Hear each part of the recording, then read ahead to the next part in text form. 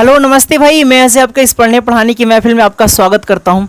तो बबुआ हैसन का जो हम आपसे बोले हैं कि 10 तरीके का क्वेश्चन कराएंगे, जिसमें से 2 तरीके क्वेश्चन करवा चुके हैं। आप नहीं देखेंगे तो आप जाके देख लीजिए। अब बबुआ अब हम एक तीसरा पॉइंट लाए हैं कि अगर आपके पास प्लस प्लस प्लस प्लस ऐसा चलता जाए और एक माइनस माइनस माइनस माइनस ऐसा चलता जाए तो आप इसका आंसर कैसे देंगे। बबुआ ट्रिको बताएंगे, कहाँ से ट्रिक आया ये बताएंगे। बात को समझ रहे हैं ना? तो देखिए भैया, तो बाबू भाई पहले समझो, आपको हम ट्रिक रटवाते हैं और ट्रिक से समझाते हैं कि कैसे इसका आंसर निकालेंगे। तो जब बाबू भाई प्लस वाले का आंसर निकालना रहेगा, अगर आपके पास प्लस प्लस प्लस ऐसा चलता जाए, अगर आपको प्लस वाले का आंसर निकालना रहेगा तो डायरेक्ट आप इसमें पुट कर देना कि √4a+1 और +1 और /2। जैसे ही आप इसमें पुट करोगे तो आपका आंसर आ जाएगा। अगर आपके पास माइनस वाला सवाल है बबुआ, तो आप इसमें पुट कर दो √4a+1 और -1/2। जैसे ही आप इसमें पुट करेंगे तो आपका आंसर आ जाएगा। हम कहना क्या चाहते हैं आप समझिए जरा। बबुआ प्लस वाले का आंसर निकालना है ना, 12 इसमें दिख रहा है, तो बबुआ 12 लगा भेजा, 12 चौका 48, 48 में एक जोड़ेगा 49, 49 का स्क्वायर रूट मारेगा तो 7 आएगा, और 7 में एक जोड़ेंगे 8, 8 में तो 2 से भाग दे देंगे 4 आएगा इसका आंसर। अब देखो उसी तरह से यहां पर भी अगर मान लीजिए आपको माइनस वाले का आंसर निकालना है, देख लीजिए माइनस वाला दिख रहा है ना, तो माइनस वाला यहां पे 12 रखेंगे, तो 12 चौका 48, 48 में एक जोड़ देंगे 49, 49 का स्क्वायर रूट 7, 7 में से 6, 6 में से 2 भाग देंगे 3, इसका आंसर आ जाएगा। बात को समझ रहे हैं ना? मान लीजिए आपके पास ये सवाल है 9 प्लस वाला है, यहां पे 9 रखिए, तो 9 चौका 36 और 36 को एगो 37 का स्क्वायर रूट तो निकलेगा नहीं, तो इसका जो आंसर आ जाएगा ये √37 ही रह जाएगा। √37 और +1 और /2, इसका यही आंसर हो जाएगा। और उसी तरह से आप इसका भी निकाल सकते हैं। अब बात को बूझ गए होंगे, लेकिन मैं आपसे कहूं कि हई जो इतना कैलकुलेशन कर रहे थे 4 और 3 निकालने के लिए, वो इतना भी करने का जरूरत नहीं है। ऐसा शॉर्ट ट्रिक डायरेक्ट आपको हम बताएंगे कि देखो कैसे निकालना, इसमें रखने की कोई जरूरत नहीं है। बाबू हई जो आपको 12 दिख रहा है ना, 12 को ऐसे तोड़ो कि डिफरेंस 1 का हो और गुणा करने पे 12 है, तो आप कहेंगे 3 चौका 12।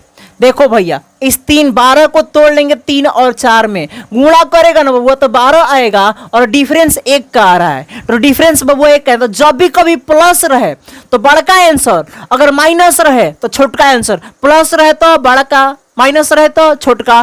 तब अब वही प्लस है यहाँ पे, तो बड़ा का आंसर यानी कि इसका 4 आंसर हो जाएगा। और यही आंसर आया था क्या? तो तुम बोलोगे जी सर जी यही आया था। अब इसको तोड़ो, डिफरेंस 1 का होना चाहिए, तो 3 चौका 12, डिफरेंस 1 का है, माइनस है तो छोटा वाला आंसर। बताइए 3 आंसर आ रहा है, 3 ही आया था क्या? तो तुम कहोगे जी सर जी बिल्कुल ही 3 आया था। अब देखो बात यहाँ पे अटक गया कि बबुआ यहाँ पे 9 तुमको दिख रहा है ना, अब 9 तो टूटेगा नहीं उस तरीके से, तो बबुआ जब भी प्लस रहे ना तो 9 से ऊपर चलो और ढूंढो कि किसका टूटा है। तो 9 से ऊपर 10, तो 10 भी नहीं टूटेगा, 11 भी नहीं टूटेगा, लेकिन 12 टूट जाएगा। तो 12 को कैसे तोड़ेंगे? तो 3 और 4 में। तो इसका जो आंसर होगा ना वो ऐसे दिया जाएगा 3 और 4 के बीच, 3 और 4 के बीच। तो देखिए मेरे भाई इसका जो आंसर इसी तरह से दिया जाएगा 3 और 4 के बीच। आप जब इसका आंसर निकालेंगे ना, यहाँ पे ये जब आप निकालेंगे तो 3 और 4 के बीच ही ये निकलेगा। कैसे? तो देखिए मेरे भाई ये 36 है, 36 का स्क्वायर रूट कितना? मान लीजिए लगभग 36 से थोड़ा सा अधिक, तो 36 का अगले तो 6 आएगा, 6 आ रहा है ना। अब देखो मेरे भाई तो ये 6 से 1 अगर करे तो 7, 7 से थोड़ा सा अधिक, और 7 से थोड़ा सा अधिक का मतलब क्या हुआ? यहाँ पे 7 से थोड़ा सा अधिक, 7 से थोड़ा सा अधिक में अगर 2 से भाग देते हैं तो 7 से 3.5 से थोड़ा सा अधिक, यानी कि 3 और 4 के ही बीच में इसका आंसर आने वाला है।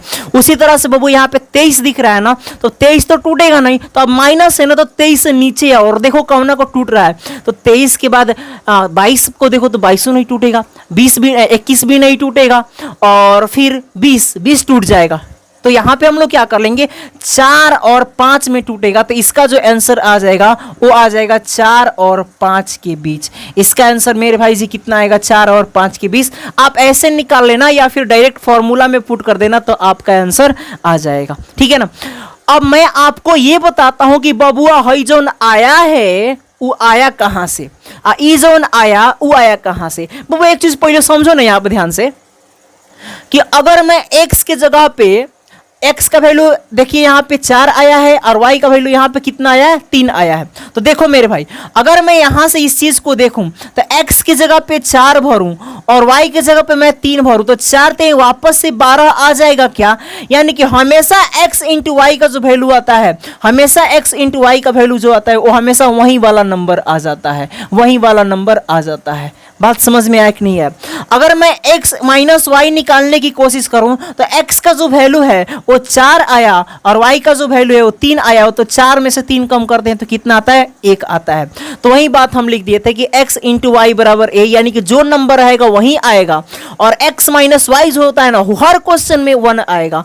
और x प्लस वाई जो आएगा, तो x प्लस वाई अगर निकालो यहां से तो वो x का वैल्यू 4 और y का वैल्यू 3, तो 4 3 कितना हो गया? 7। आप इस तरह से निकाल सकते हो, या फिर यहां पर भी भर दोगे तब भी आपका x प्लस वाई निकलेगा। a के जगह पे मान लीजिए हम 12 भर रहे हैं तो 12 चौका 48, 48 का एक जोड़ देंगे 49 और 49 का स्क्वायर रूट कितना आ जाएगा? 7। तो यहां से आप मिल जाएंगे। यानी कि अगर आपके पास x के बराबर प्लस वाला और y के बराबर माइनस वाला, तो हमेशा x इंटू वाई का वैल्यू a आता है, यानी कि वही नंबर आ जाएगा।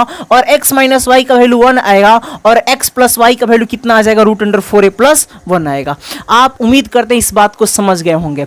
अब मैं आपसे ये बताता हूं कि आखिर वही जो फॉर्मूला आया है, ई फॉर्मूला जो आया है, ई आया तो आया कहां से? पहले बबुआ इस बतिया को हम लोग समझते हैं। अब मेरे प्यारे दोस्त, फॉर्मूला आया कहां से, पहले अब इस चीज को हम लोग समझते हैं। ठीक है, तो मान लीजिए कि अगर हमारे पास x is equal to root under a plus root under a plus root under a plus dot dot dot infinitive तक ऐसे जाए, ठीक है, तो बाबुआ आप यहां से समझो कि x का जो वैल्यू है root under a plus root under a plus root under a plus infinity तक गया है।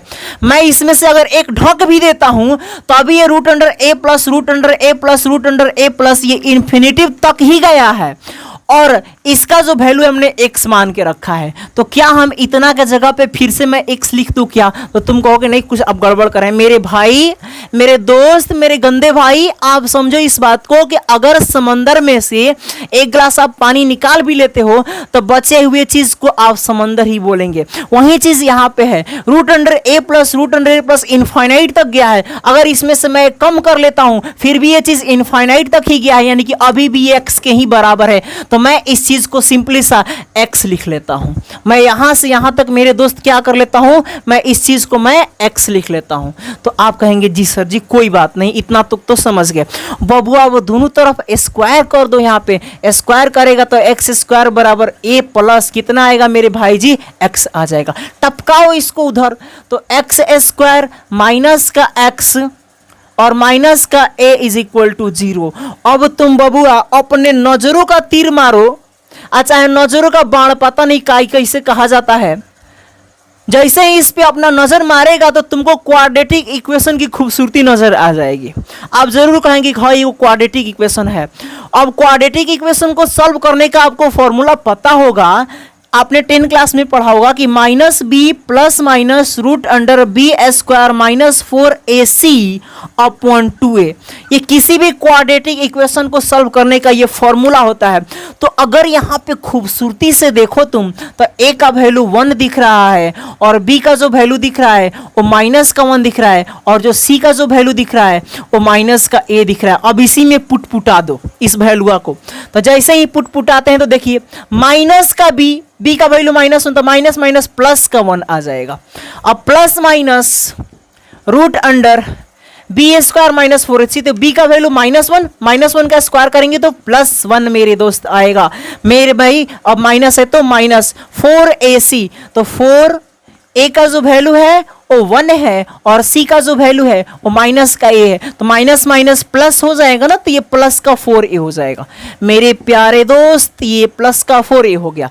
अब मेरे भाई एक बात बताओ, अगर ये 1 + 4a और नीचे हो गया देखो 2a, a का वैल्यू 1 है तो ये सिंपली सा 2 आ जाएगा। मेरे प्यारे दोस्त एक बात बताओ, ये सारी जो वैल्यू थी वो प्लस में चलती जा रही थी, प्लस में चलती जा रही थी, तो उसकी वैल्यू कभी भी निगेटिव हो पाएगी क्या? तो आप कहेंगे नहीं सर वो तो निगेटिव हो नहीं सकता है। तो आप हमेशा जो आंसर आएगा वो पॉजिटिव ही आएगा।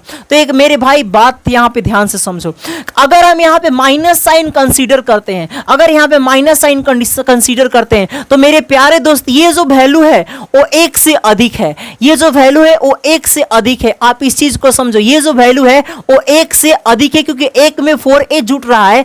तो सोचो मेरे भाई, अगर 1 में से 1 से अधिक वैल्यू हम लोग घटाते हैं तो क्या वैल्यू निगेटिव नहीं आ जाएगी? यानी कि निगेटिव हमें नहीं लेना है, निगेटिव आंसर नहीं हो सकता है। दैट इज हम लोग निगेटिव को इग्नोर कर देंगे, सिर्फ और सिर्फ प्लस लेकर चलेंगे।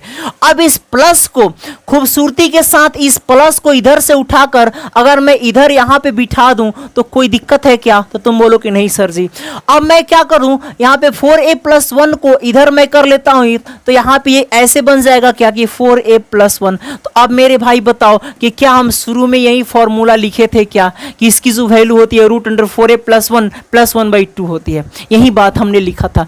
अब बबुआ इसी तरह से ना आप माइनस वाले का भी प्रूफ निकाल सकते हैं। तो माइनस वाले का अगर करेंगे तो √4a - 1 और +1, सॉरी यहाँ पे +1 और यहाँ पे -1 और बाई में 2 आ जाएगा। सिर्फ और सिर्फ यहाँ पे प्लस माइनस का फर्क रहता है। ठीक है, तो आप उम्मीद करते हैं। और लास्ट में मैं आपसे फिर से एक बार याद दिला दूं कि हमेशा ऐसे सवालों में x × y की जो वैल्यू आती है और जो नंबर आता है वही नंबर आ जाता है, यानी कि x × y हमेशा a आता है, और x - y जो हमेशा आता है मेरे भाई 1 आता है, और x + y जो आता है √4a + 1 आता है।